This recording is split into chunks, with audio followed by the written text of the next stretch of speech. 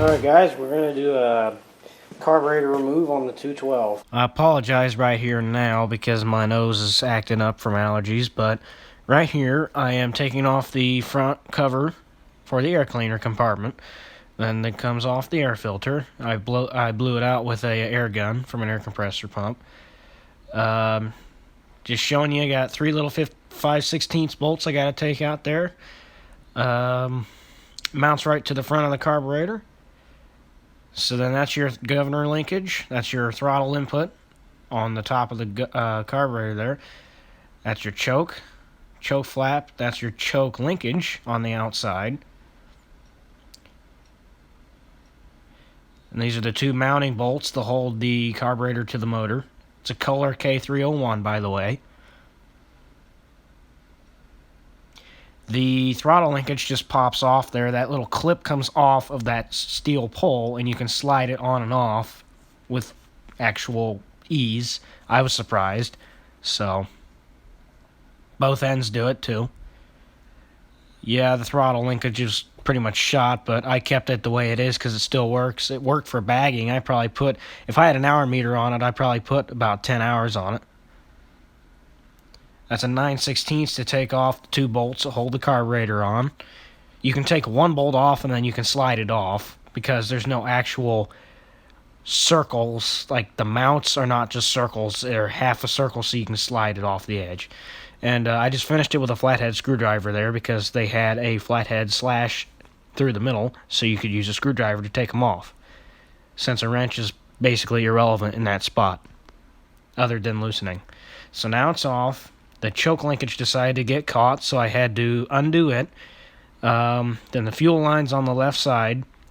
I had to mess around with that. That's what this next clip is now it's off. You can see there what I'm talking about on the mounting pad. This is the mounting side. Throttle linkage was there. Choke I'm messing with now. Fuel input is on the left side there, that little 90 degree.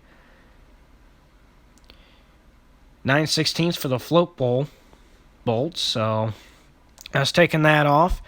I didn't mess with the float at all. I just cleaned it up, shot it with max, blew it off with compressed air, and threw it back on, and it worked really well. I had a little bit of difficulty getting off since you can't really grab the carburetor in a good spot and get a good hold on it. There was still gas in it, but that was it. And if I'm correct, I believe I dropped the bolt here in a second.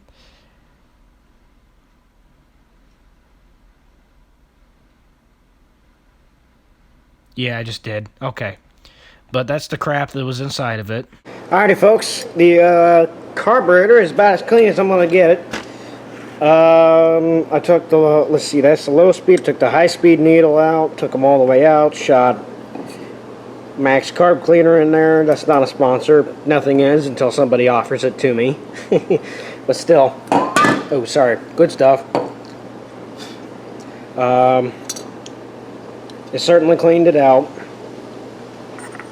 I tried my best to get that out, but there's a little bit of rust that's hardened in there. I'm going to have to get in there and something else. That'll be cleaned by the time I put it back on. I'm going to stick with the same gaskets for now. They're actually in not bad a shape. They're getting a little old, but otherwise, pretty much the same. Bottom screw for the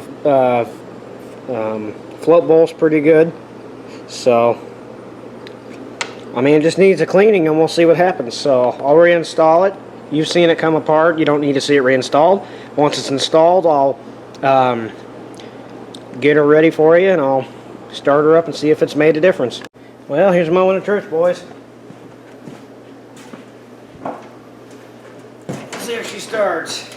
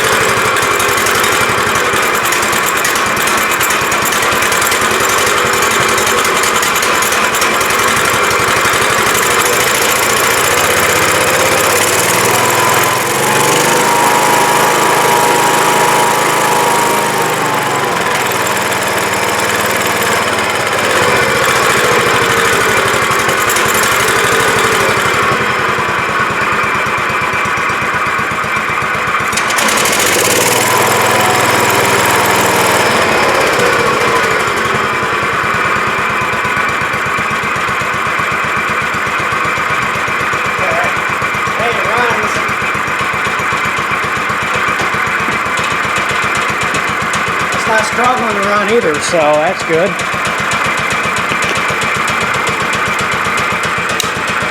It's not struggling whatsoever to run. The idle set all the way down.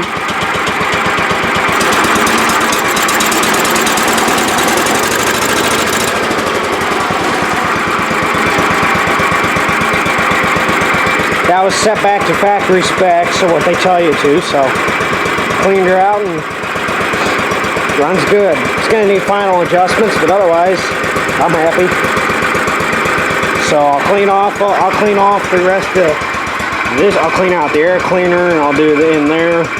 You know, I'll do the whole shababble, and then we'll be good to go. So thanks for watching my first carb clean. So